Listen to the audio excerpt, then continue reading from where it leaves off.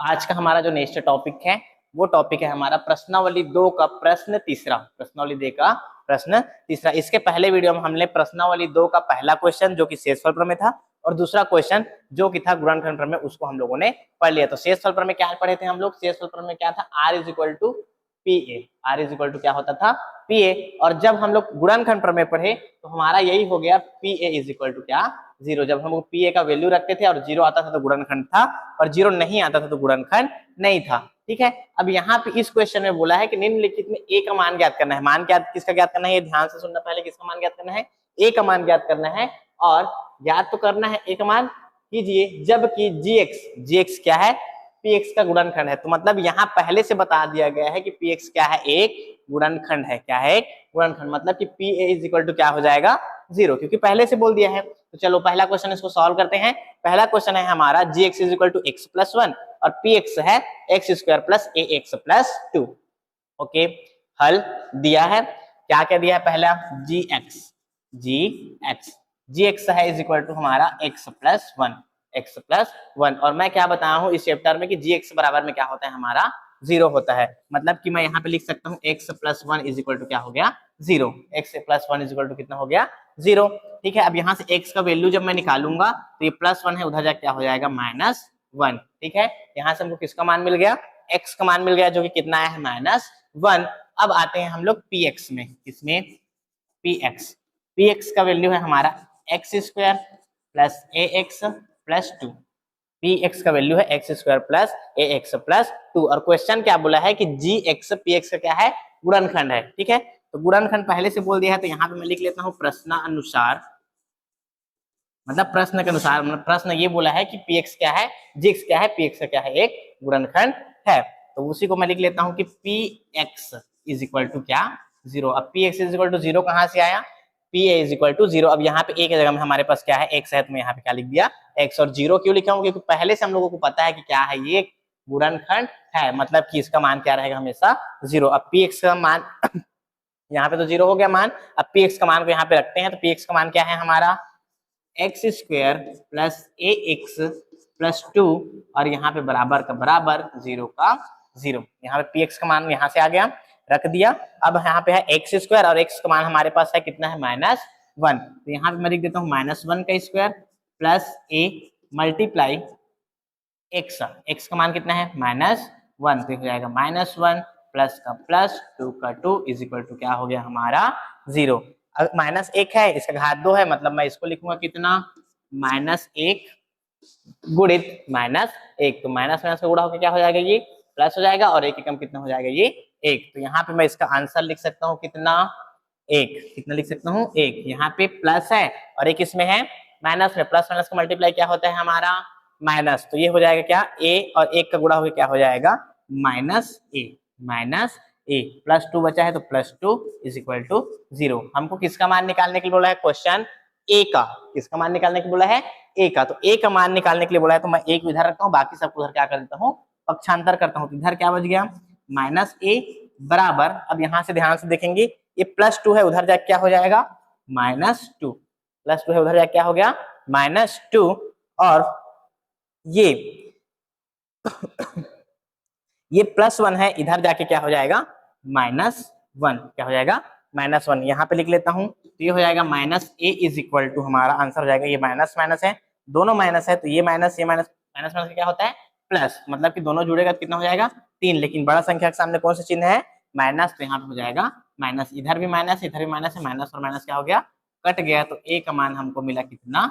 3। यही हमको निकालना था। यही क्या है? हमारा आंसर है, क्योंकि हम लोगों को बोला था कि इसका मान निकालो, निम्नलिखित में से ए का मान ज्ञात कीजिए। ठीक है, समझ में आ गया ना? ठीक है, स्क्रीनशॉट ले लेंगे, उसके बाद एक आध क्वेश्चन और बताता हूँ। ओके, तो अब हमारा नेक्स्ट क्वेश्चन है। इसी क्वेश्चन में से हम लोगों ने पहला को बताया हूँ, अब मैं बता देता हूँ तीसरा को। थोड़ा बहुत जो डाउट होगा वो यहाँ से आप लोगों का क्लियर हो जाएगा। पहला मैंने बता दिया है, तीसरा को बता दे रहा हूँ, दूसरा आप लोग बनाकर देखेंगे। ठीक है, उसके बाद में चौथा पांचवा को भी बताना पड़ेगा। वो वहां पे क्वेश्चन में क्या है, थोड़ा सा प्रिंट मिस्टेक भी है। चलो इसको सॉल्व करते हैं। तो सबसे पहले मैं लिखता हूँ क्या यहाँ पे दिया है, तो ये तीसरा क्वेश्चन है ना? प्रश्न तीसरा का कौन सा क्वेश्चन है? ये तीसरा क्वेश्चन। तो तीसरा क्वेश्चन है हमारा g x is equal to कितना है?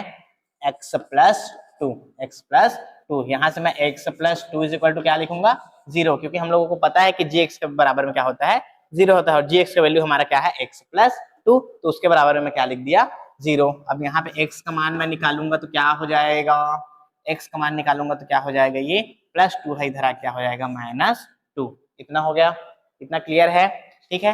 अब उसके बाद में gx को लिख लिया, अब मैं हमारा है px, क्या है px, तो px को मैं लिखता हूँ यहाँ पे, px इज इक्वल टू है 2x square plus 6x plus a, 2x square plus 6x plus a, ठीक है। हमें a का वैल्यू फाइंड आउट करना है, और ये बोला है कि gx क्या है, px का क्या है, गुणनखंड है। यहां भी लिखेंगे प्रश्नानुसार, प्रश्नानुसार क्या है, px बराबर क्या है, 0, क्योंकि पहले ही बता दिया है कि a क्या है, एक गुणनखंड है, तो गुणनखंड है मतलब कि px के बराबर में क्या होगा, 0 होगा। तो px का वैल्यू क्या है, यहां से लिखेंगे, चलो 2x square plus 6x plus a is equal to क्या हो गया, 0। अब यहाँ से फिर से हम लोगों को x का वैल्यू पुट करना पड़ेगा, तो x का वैल्यू कहाँ पे है, यहाँ से x का वैल्यू है -2, तो यहाँ पे हो जाएगा 2, उसके बाद ब्रैकेट -2 का x की जगह क्या है -2, तो ये -2 और x का स्क्वायर था, तो यहाँ पे क्या हो जाएगा, इसका स्क्वायर प्लस का प्लस 6 का 6, उसके बाद यहाँ पे x और x का वैल्यू कितना है -2, तो ये हो जाएगा -2 प्लस का प्लस a का a इज इक्वल टू क्या हो गया, 0। क्लियर है यहाँ तक, किसी को कुछ प्रॉब्लम थोड़ी है ना। देखो यहाँ पे px के बराबर में इतना लिखा हूँ, फिर क्वेश्चन हम लोगों को ये बोला था कि ये क्या है, एक गुणनखंड है, तो यहाँ पे मैंने गुणनखंड है, इसका मतलब px इज इक्वल टू क्या लिख दिया, 0।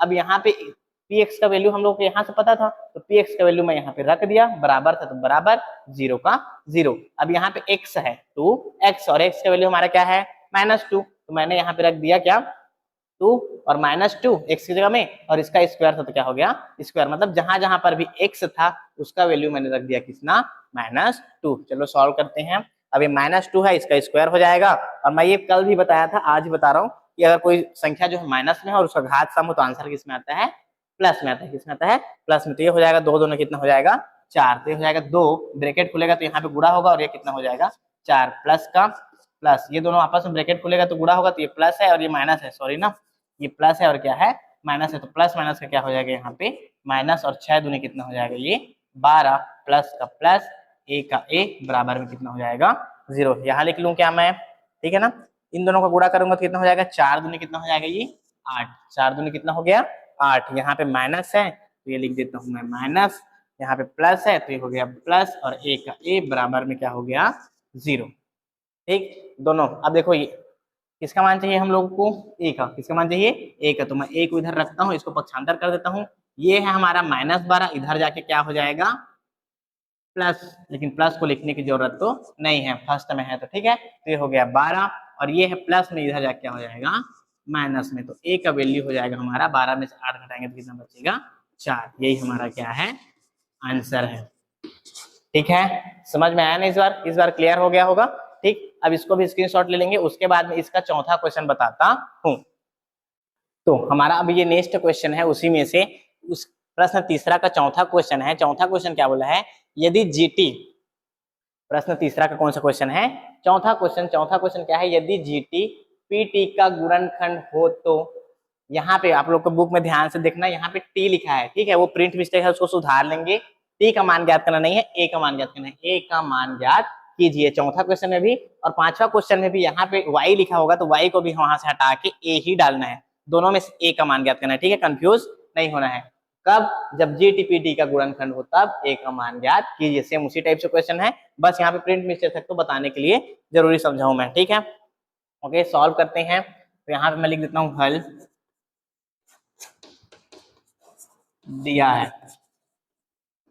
है। सबसे पहले क्या हो जाएगा, अब जीटी इज इक्वल टू क्या होगा, टी माइनस 3, तो टी माइनस 3, अब आप पता है ना ऐसे कैसे लिख रहा हूँ, ठीक है, क्योंकि ये क्या है, भाजक है, भाजक बराबर क्या होगा, 0 होगा, तो t minus 3 is equal to क्या हो जाएगा हमारा 0। तो यहाँ से टी का वैल्यू कितना हो जाएगा हमारा 3, ये माइनस था, इधर क्या हो गया प्लस में। अब यहाँ पे पीटी क्या है बताओ, पीटी का मान है हमारा, पीटी बराबर है T square minus 2at minus 2a plus 3, T square minus 2at minus 2a plus 3। अब क्वेश्चन क्या बोला है कि जी टी पी टी का क्या है, गुणनखंड है, मतलब कि पी टी इजिकल टू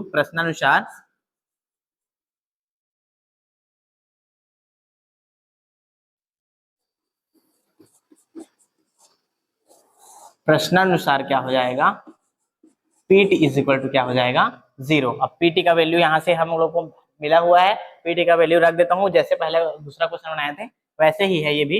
ये हो जाएगा टी स्क्वायर माइनस का माइनस 2 का 2 a का a टी का t माइनस का माइनस 2 का 2 a का a प्लस 3 और यहाँ पे बराबर में 0 है तो क्या हो जाएगा 0। ये पीटी का वैल्यू पूरा यहाँ से मैं यहाँ पे रख दिया, यहाँ पे बराबर था तो बराबर, और यहाँ पे क्या हो गया 0 था तो क्या हो गया 0। अब हमको टी का वैल्यू पता है कितना है 3, तो मैं यहाँ पे रख देता हूँ, टी की जगह में हो जाएगा कितना 3, इसका घात 2 है तो कितना हो जाएगा 2, फिर माइनस का माइनस और 2 गुणित ए भी है, और टी का वैल्यू कितना है यहाँ पे 3, तो ये हो जाएगा गुणित 3, कितना हो जाएगा 3, माइनस का माइनस 2 का 2 a का a प्लस 3 बराबर कितना हो जाएगा हमारा 0।